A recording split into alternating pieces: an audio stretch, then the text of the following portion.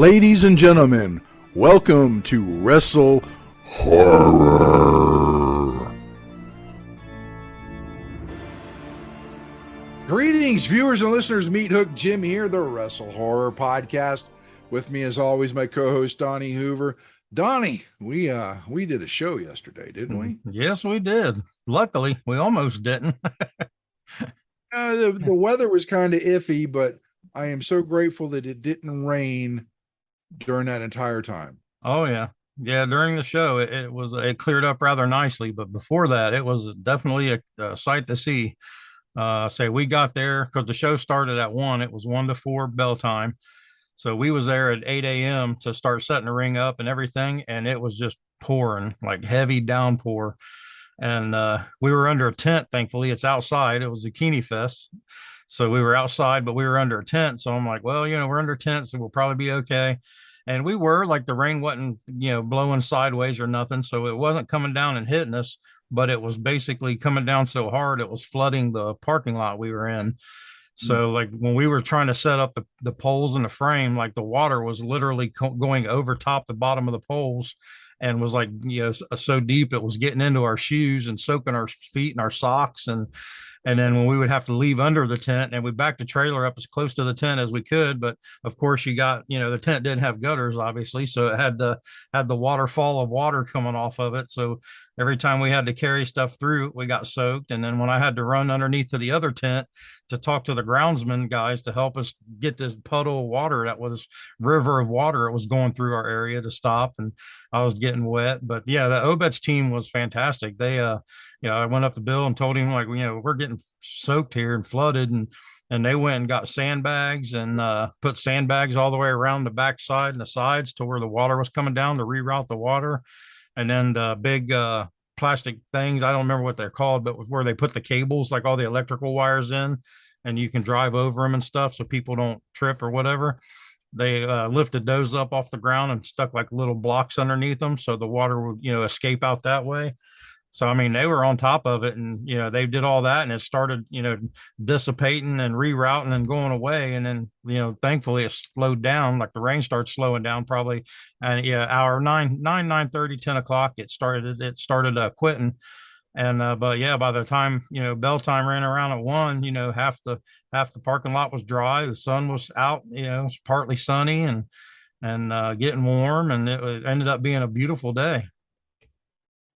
It was, I unfortunately was very, very late yesterday.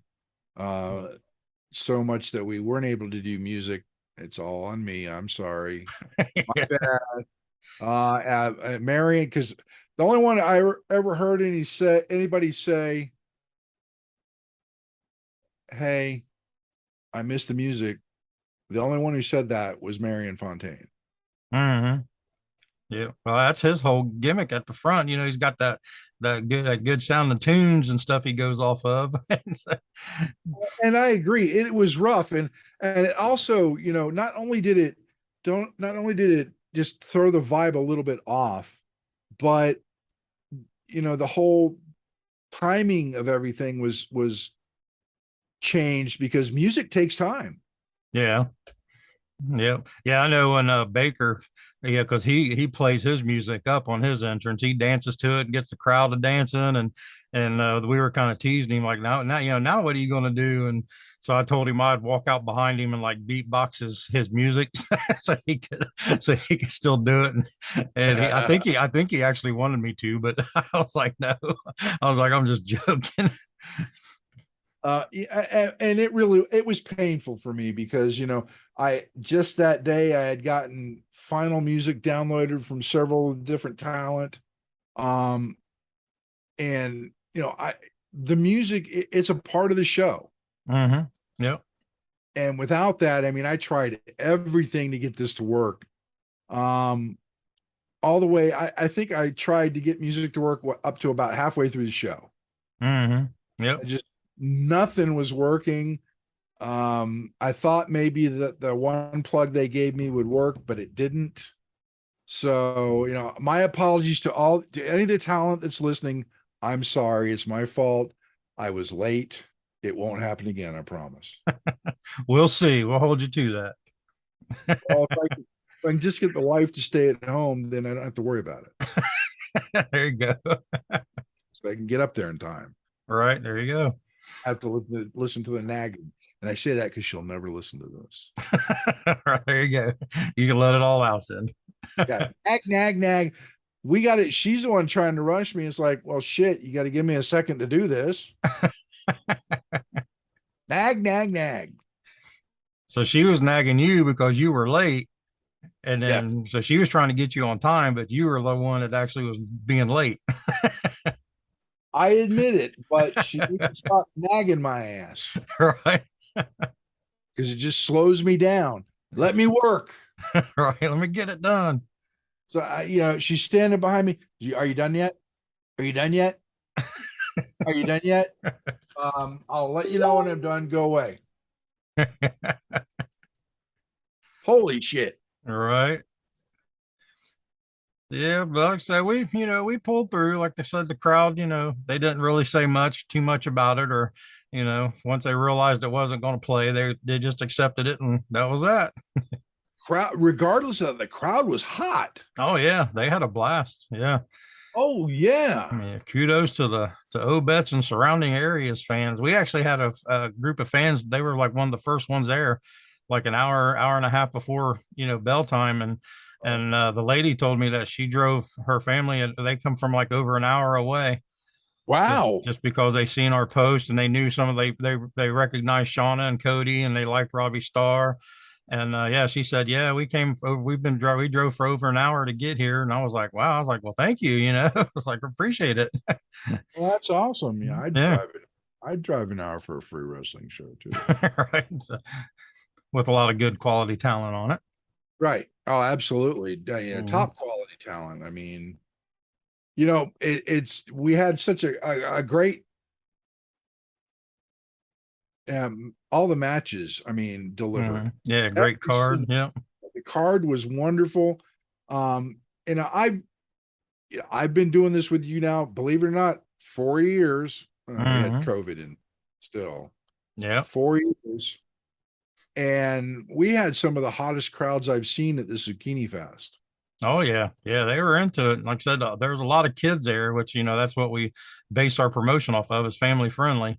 And yeah, them kids were into it. They was a hooting and yelling, and they was hollering at their most hated wrestler and cheering their most favorite, and it was good. That made it Yeah, they worth it. were. And That made all the rain worth it. I got to give kudos to the kid that I called out. He was sitting there in the front row, and he was just looking there with this look on his face. It's like, I know I've watched him. I know he's been enjoying the show. Hmm. So I brought him up and I gave him the microphone. And you know what? For being a kid stuck with a microphone stuck in the face, he didn't do too bad. Yeah, yeah. I mean, for no improv skills, he made it through. And honestly, his voice didn't sound that bad. I mean, being a kid and everything, but Right. Yeah.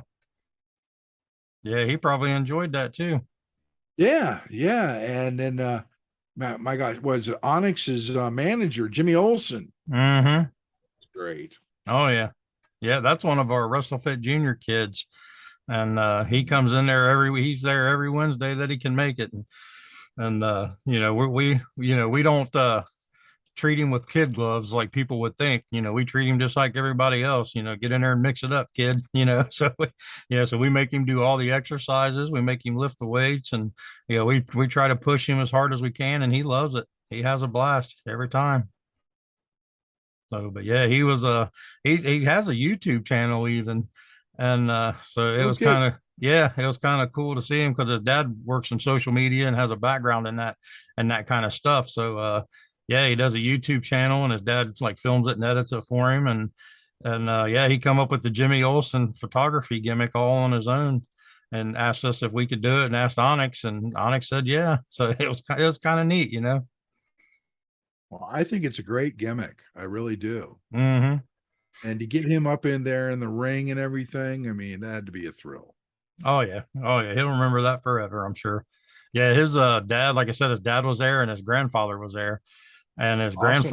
his grandfather was so appreciative. He came up to me and Terry at least 15, 20 times and, thanked us and, he appreciates how we took him in, how we took Dash in. And I'm like, yeah, I'm like, he's a good kid. I was like, he comes to the WrestleFit junior classes and he works hard and we make him work hard. And I was like, he's a good dude and a good kid.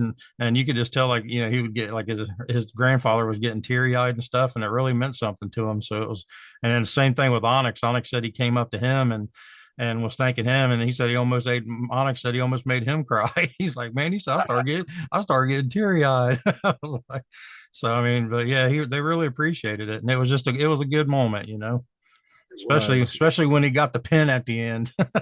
Hey, that was fun. On who else? None other than the Thunder Chicken. How'd you like his reaction when I introduced him as Thunder Chicken? Yeah. Oh yeah, that was good. I just had to. I mean, we got this love-hate relationship going on. Right. By the way, if people see me tip up a beer can, you can't see it, but it says zombie dust. There. Oh, there you go. Nice. Zombie dust. What's it taste like? Zombie dust. Does it? Nah, it's an IPA. It's not too bad. Oh, there you go. But I mean, what a great show we had, Donnie. I mean, from start to finish, everybody, I mean, the talent. I've never seen Onyx so intense at this show. Oh yeah, he was feeling it. I mean, I've watched him wrestle for 4 years, but this was different. Mm-hmm. I mean, first of all, he wasn't in his camos. He was in a singlet. It's like, yeah. That's like Terry actually liked that. She says, I like him better in a singlet than his camo pants and his shirt. So, he looks good in the singlet. mm-hmm. He does. Don't get me wrong, but that's a big man. Yeah. So yeah, but yeah, he was feeling it, and I was kind of like fluffing him up, a little bit. I'm like, man, like you got a lot of family out there. It's like I've seen this person, I've seen that person, this person's here, and we had a handful of WrestleFit junior kids in the crowd. We had a good amount of our WrestleFit adult class in the crowd. So I was kind of like, feeding him this information, trying to fire him up, and said maybe it worked, maybe he had himself fired up. I don't know, but yeah, he was feeling it. Yeah, he was, watching him throw Jake Ely across an entire ring. Yeah. I don't think Jake probably liked that too much. No, but yeah, I don't even think Onyx exerted himself that much. No, But my gosh, what a match! But let's talk about some of the matches. I mean, yeah. Yeah, I say we had a 10 match card and stuff. So, we had a full card and a lot of action. And it went to full 3 hours. We tried to get it as close to the 3 hour mark as we could, but luckily we were ending at 4 and the Zucchinifest closed at 6. So I told everybody if we go past 4 o'clock, I'm sure they're not going to complain because we had the crowd there. We had a good crowd, was drawing people in and all that, which was the point for us to be there. So if we'd have went over to 4:30 or so, I'm sure they wouldn't have said nothing. So, but we timed it really good. And the first match is, we brought back the one man that ticked Harley Fairfax off enough to come out there and give him a beating. And that's the side piece, Bryant Huff, which, I don't know about that name. I don't know, side piece is a good name for him. Question that the first time I saw it. Yeah. And he went one-on-one. He got to meet a guy that's been around a while, and he's been away from New Ohio for a little while doing other stuff. But he made his return, and that's No Shame Jimmy Shane returned yesterday, and Bryant got to meet him personally. Yeah, and he got to meet a different version of Jimmy than we've seen recently. I mean, yeah, when I saw Jimmy in New Ohio Wrestling, he was kind of on the dark side, shall we say. He was a heel. Mm-hmm. Big troublemaker, yeah. Yeah, always causing some kind of trouble. And he come out this time around, everybody's loving him. It's like, what the heck happened to Jimmy Shane? Yeah, seems like he's turned over a new leaf. But yeah, that's it. It was a good match. It was, and Jimmy took it right to Bryant. But I got to give Bryant Huff kudos because he had Jimmy down for a while and he had him confused because of his tactics. Yeah. Yeah. I say, yeah, can't count him short, No, Right. gee, just because, he's new on the scene and he's still learning, you got to give him the same respect as everybody else or they can sneak up on you. That's right. That's right. You can't underestimate anybody. Yeah, and then it's not like he's an out of shape slouch. He looks like he's chiseled out of stone. He's cut and ripped and looks real good. So he's got the utensils. Yeah, he looks real good, and I'll be the first one to say if I was female, damn. But I'm not, so go away. Right? You ain't Um, gonna be my side piece. uh, but he's an up and comer who's really got some skills, and whatever side of the fence he wants to play, I think he's got a bright future ahead of him. Yeah, for sure. Just keeps his mouth closed and his ears open, and he'll go far. That's the thing. He's too full of himself. That could be his downfall. Yeah, time will tell. Absolutely, absolutely, man. So it was a good match, man. Yeah, yeah, and then after that, and of course, Jimmy ended up getting a win in that one. So kudos to Jimmy on a successful return. So the next match was Amos, which everybody loves to hate, and we was bringing in Ashton Day. Ashton Day worked with us once at the Ohio State Fair back in the day, and Yeah. he was going to be a returning wrestler as well for us, but he had some things happen. He couldn't make it, so we had old Baker waiting in the wings, itching to get a rematch with Amos because they wrestled at the last Zucchinifest. Yes, So they he did. he was itching for a rematch, and so since Ashton wasn't able to make the show, we gave Baker that shot, and they went at it pretty good. You know, sometimes I think people don't give Baker enough credit. Yeah, Mhm. he's fun loving. He likes to have a good time, but when the chips are down and you got to get down to the nitty gritty, he can wrestle, Yeah. and he can wrestle anybody, and he could upset anybody. And I think Amos almost found that out. Oh yeah. It came close a couple times. Yes, he did. Amos just let his guard down a little bit, didn't take him. He's thinking, okay, donut man, I can handle this. And the next thing you know is he's the one on the map. So, All right. you know, I never discount the Baker. I love his fun loving attitude. Hmm. Sometimes it costs him, but there's other times where he's on point. And even though he came up short in this match, it really could have gone either way. Baker could have pulled off the upset win. Oh yeah. Yeah. I mean, well, Amos with them brass knuckles, he keeps. I'm surprised, the ref didn't check him a lot better than they did, which so he Right. must have had him hidden pretty good because it's like he never got caught. Yeah, I know. I'm sitting there down at ringside and he's up in the corner and I see him digging around for something, but I can't get the referee's attention. There's too much going on. It's You like, just thought he had jock itch or something. uh, hey, I've had pockets like that before. So next thing I know, Baker's down. So, Hmm. brass knuckles or not, you know, sometimes maybe Baker just needs to fight fire with fire. Oh yeah. Yeah, I think so. He needs to toughen up a little bit. I mean, he's always fun loving, but there's got to be a serious side, or he's going to end up on the L column a lot. Hmm. Yeah, and then with Amos with those brass knuckles, yeah, it just kind of seems like ever since this thing with him and Austin Blaze, it's just kind of, it seems like he's still got Austin in his mind. Right. And of course Austin wasn't, there at the Zucchini Fest. He was injured, and he's recovering from an injury, so he wasn't able to be there, and at the hands of Amos actually. So it is what it is. I'm sure they'll square up someday. Oh, I'm sure they will. Yeah, and then the next match after that was Fenrir Ragnarok and Chuck the Truck Morris. We haven't seen Chuck the Truck for a couple shows, and yeah, he came back guns a blazing. Well, I love watching Chuck. He's powerful. He's big.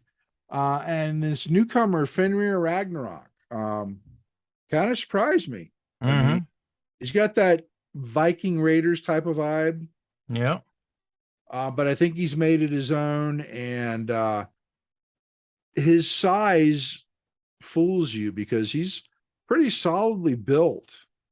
Yeah. And yeah, actually he had someone come to the ring with him and Harley Fairfax. And, she also has a new look and was sort of, dressed the same in that Viking Raider kind of outfit, had a shield with her. And, they both look really cool, in my opinion.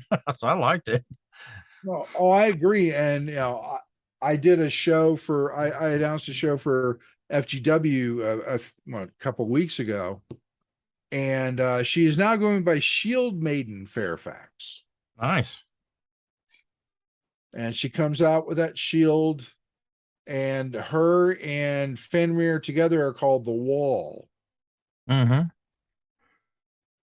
So they're doing singles and tag team bookings, but great stuff they're doing. Oh yeah. Yeah, and this was Fenrir's first time with us, and he held his own in there. He did. He did. I've watched Fenrir for a while. He did a lot of training with Cody, Mm-hmm. so I got to see him down here at FGW, and he's really surprised me at how far he's come along. Oh yeah. Yeah, just a matter of time. Yeah. Yeah, and then needs to say, Chuck got the win on that one, and then right into the very next match was, like we were just discussed earlier, was Harley, or Shield Maiden Fairfax now, and she took on Lana Lennox, who's been on a little bit of a hot streak tour. She's been getting some shots in AEW and NWA and stuff like that, and she's been doing a little traveling down south. So she'd been getting on the road and making her name, getting her name out there. So she stopped in and had another showing with Fairfax, and it was a good match. Absolutely, it was a good match, and quite frankly, I can consider it an upset. Mm-hmm. Yeah. Harley's the power wrestler. Yeah, she's like twice her size, and she has and Harley has an MMA background to boot, and Exactly. Excuse me, Shield Maiden. yeah, get it right, or she'll use that MMA on you. But she's got power and she's got that MMA background. And Lena was really holding her own. I think frustrating Harley to the point where it's like I can't pin her. What do I need to do? All right. But in the end, it was academic because um Lena got the roll up pin. Yeah. Yeah, she showed, like I said, she showed her little tougher side of herself there. And yeah, got the good. That was a day, like you said, that was a big win for her. That was if there was betting odds, she was definitely the underdog. Yeah, well, that's the way I was coming into this because it's like, Lena's not going to win this. Yeah. But I was pleasantly surprised. All right. Yeah, she pulled it out. She did. And you know what? People say, oh, okay, that's a cheap win. No, a W is a W. And I will argue this point, okay, Amos Brass Knuckles, come on, I'm going to argue that point. All right. Yeah.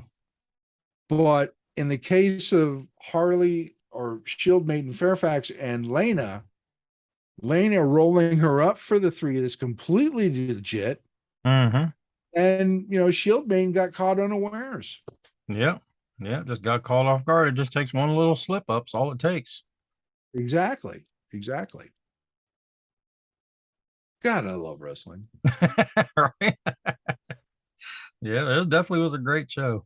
Yeah, so after the ladies got done, we got the unfortunate pleasure of having to listen to Ripper Blackheart for a little while. As Tommy Irish and Ripper came out and took on Theo Strong, and this match was really interesting to me because like I said, Theo, a little backstory. I've known Theo since he was a little kid.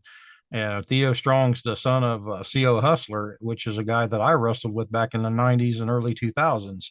Okay. So yeah, so he, when I was wrestling, he was just a little munchkin walking around ringside, So now to see him in there and being, twice my size, muscular wise, and twice as athletic and way better looking.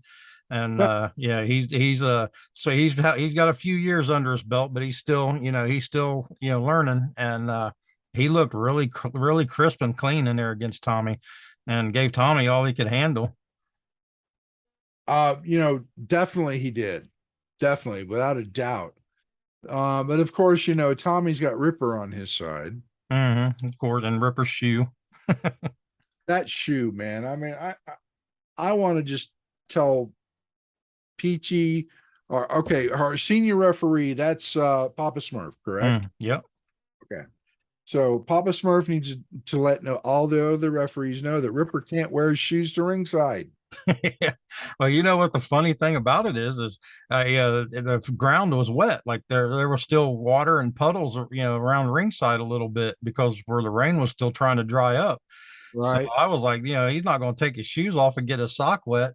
So come to find out later on, he went out to his car and had a spare pair of shoes out there. So he went out, he went out to his car and got an extra shoe to hide in his pocket, so he didn't have to take his shoes off. So Oh, that's how big of an asshole that guy is. hey, geez, Ripper. Really? Right. I found that out and I was like, are you kidding me? Yeah, big punk. Wow. Yeah, that was crazy. Leave it to Ripper. I mean, he's Right. He is wow. who he is. Oh man. Yeah. So, but yeah, like I said, Theo held in there strong, and he hung in there a long time. They was in there a good time. And then, but obviously, Tommy got the better of him, of course, with help from Ripper, of Right. course. So, Tommy Irish, still picks up the win, but kudos to Theo for a good showing. Absolutely. I mean, he's just going to get better and better. I mean, I see him improve every time I see him. It's Hmm. like I'm waiting for that really big win for him, and I know it's coming soon. Oh yeah, yeah, it'll be here soon. And yeah, but then the next one after that, this one I was kind of really looking forward to, and I was wanting to watch the whole thing. But me being the promoter, I'm running around putting out fires and doing this and that and here and there and everywhere. So it's hard for me to stop and watch a full match. But it was the veteran Jack Vaughn making his new Ohio wrestling debut against, of course, a veteran in his own right, Cody Hawk. And yeah, this was basically two men with tons of knowledge just going in and having at it. It was like a chess match. What an amazing match it was, let me tell you. I watched most of it, and it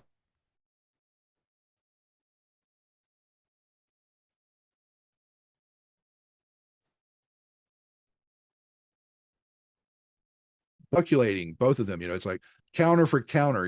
It went back and forth, back and forth, back and forth. Vaughn had the advantage. Hawk had the advantage.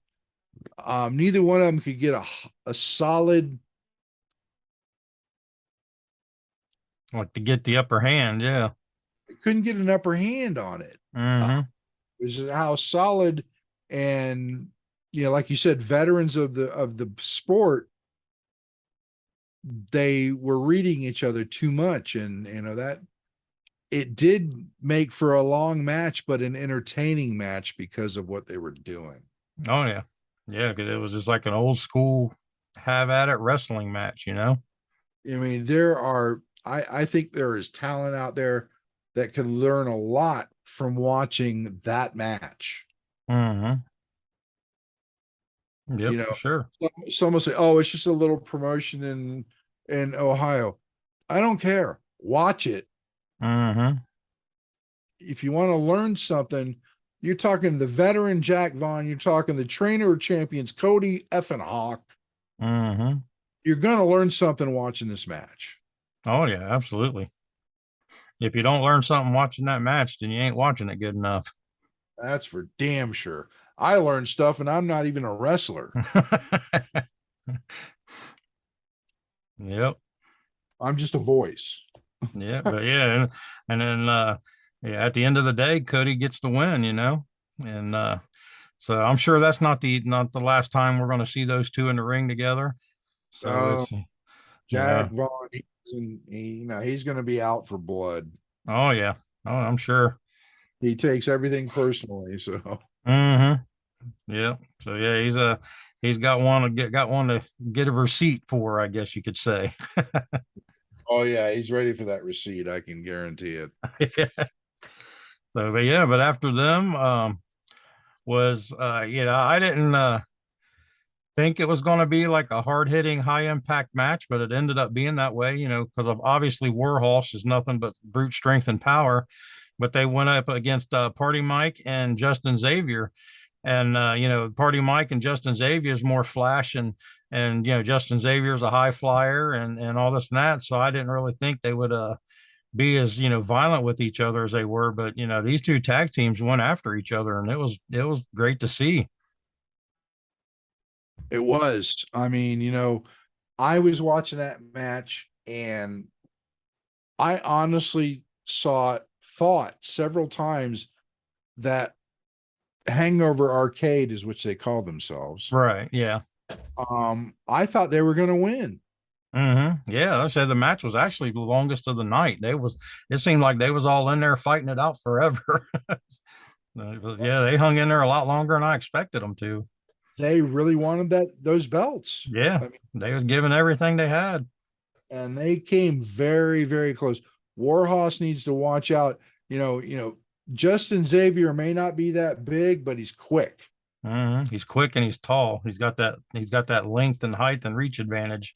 He does, and I think that Pat the Bruiser and Crossroads Kelly weren't prepared for that. Oh yeah. Yeah, they like I said, it was back and forth. They gave him every bit they could, they wanted, and then some. They did. And Party Mike and Justin Xavier have no reason to hang their heads. No, no. Yeah, they had, like I said, Warhorse ended up getting the win and or retained their New Ohio Wrestling Tag Team Championships. But yeah, it wasn't an easy. It wasn't an easy one. They had to work for it. And there could have Yes, been they like did. like you said, there could have been multiple times that they could have had those belts taken away from them. And it was possible, that I just think that Warhorse really underestimated Hangover Arcade. hmm Yeah, well, maybe that's a lesson learned for them to be more prepared for them next time. They were lucky enough to recoup in time because they could have lost those belts. Yep, yep, that's for sure. So yeah, like I said, another great match. I don't think there was really a bad match on the card, to be honest. I thought all of them were pretty solid. And Well, yeah, even this next one, we had a debut, another New Ohio Wrestling debut with Ari Alexander, and she come in, and of course, had Ripper Blackheart by her side. So I'm sure Ripper's the one that brought her in, and it got her in here, and she was against Shauna Reed. So everybody knows Shauna, she can go and she likes to hit hard. She's a little tall and skinny like Justin a little bit, but she can go hard, and Ari's stout and thick, and you can tell she's in great shape and built good. And yeah, so these two went after each other too. Like I said, there was a lot of hard hitting matches yesterday.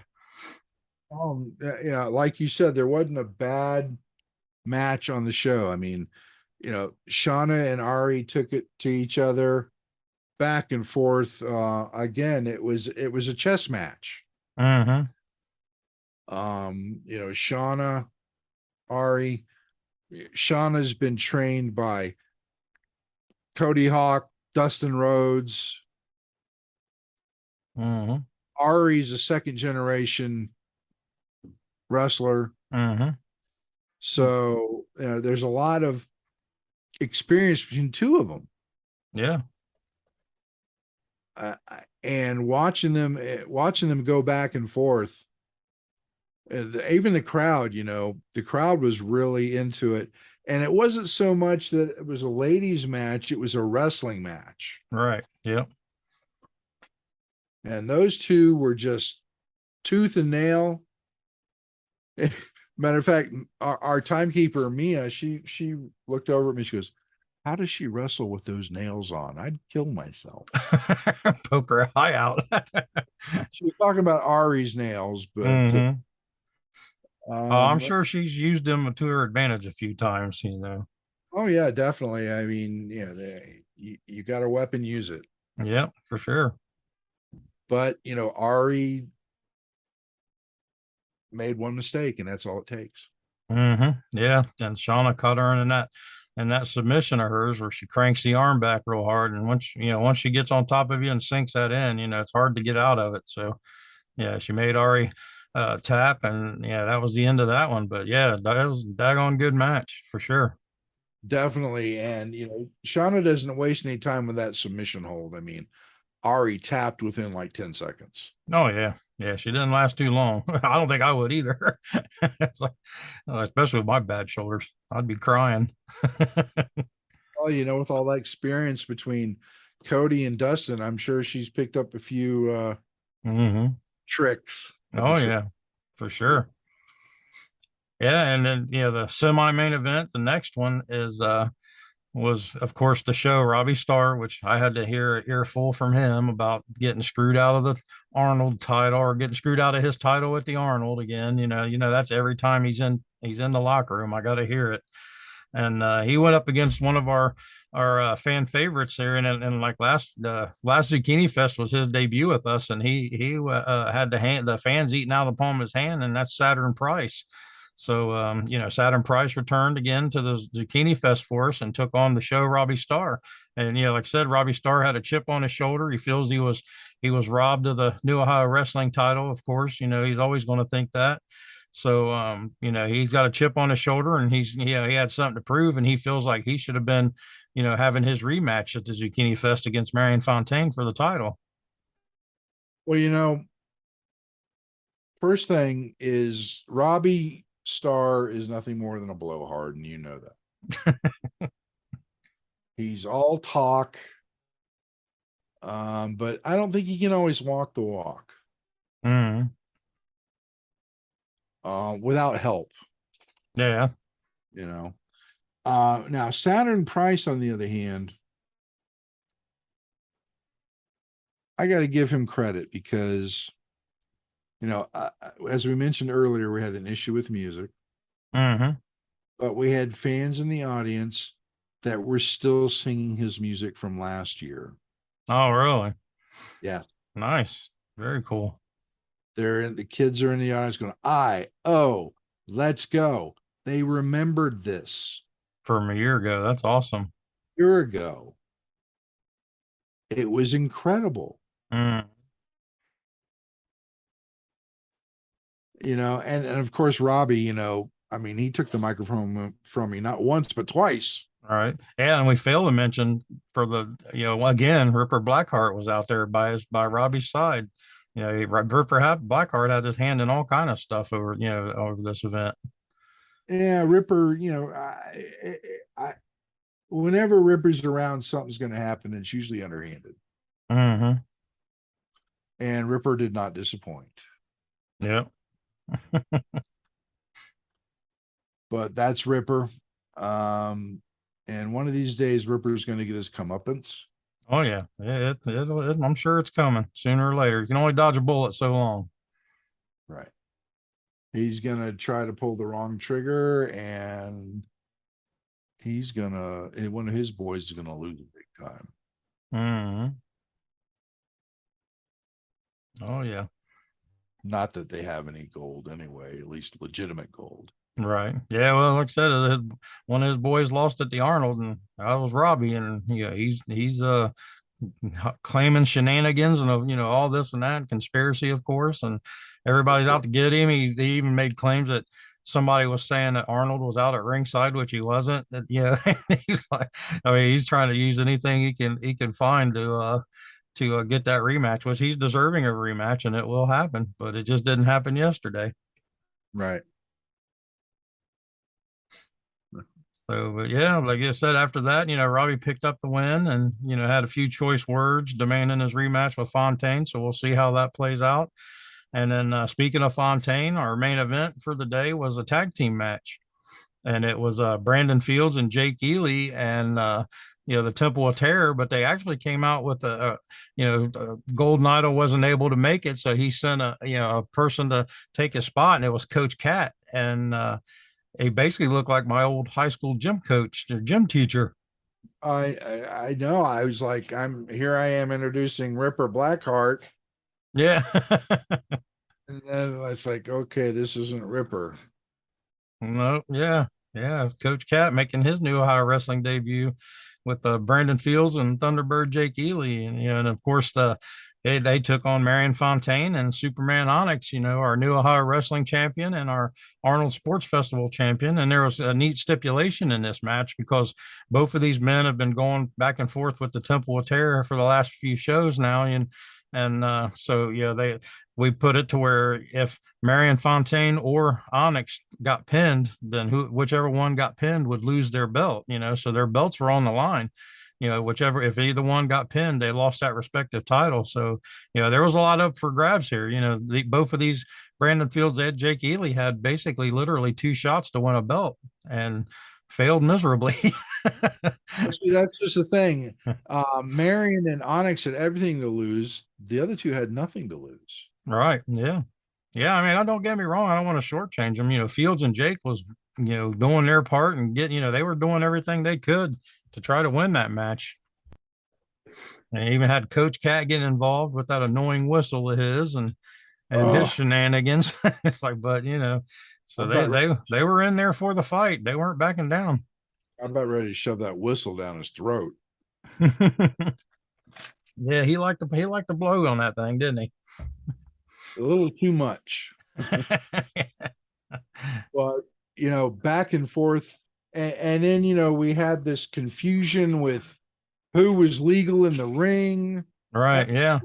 And then yeah, it looks referee Peachy Rodriguez kind of took one. He got caught in between, Jake and Fields and Onyx and kind of took one to the head and apparently from what they're saying, we're still reviewing the tapes and everything, but the officials call is senior referee Papa Smurf came down and made the count on Ely, and apparently he wasn't the legal man. They're saying that Brandon Fields was the legal man. Right. But then we got Coach Cat getting in the ring. We got Jimmy Olsen getting in the ring. Yeah. That's another cool thing we didn't mention. Yeah, Onyx had him a manager of his own and young Jimmy Olsen, and that was kind of a cool story because Jimmy Olsen is one of our WrestleFit junior kids, and talked to us and wanted to go do ringside and be a manager, and asked Onyx to hire him to be a manager for a match. So Onyx did. And Jimmy Olsen went out there and had the time of his life and did a good job. He didn't have to get involved like Coach Cat had to. He knew Fontaine and Onyx pretty much had it under control. But yeah, he did great, and I'm sure he had the time of his life out there. So that was kind of nice to see. Well, he also got the pseudo pin. Yeah. On Jake Ely when Onyx speared him.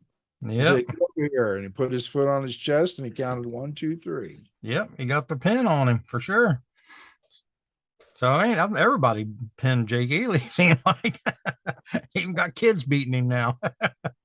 Right. I'm sure Golden Idol will have something to say about that.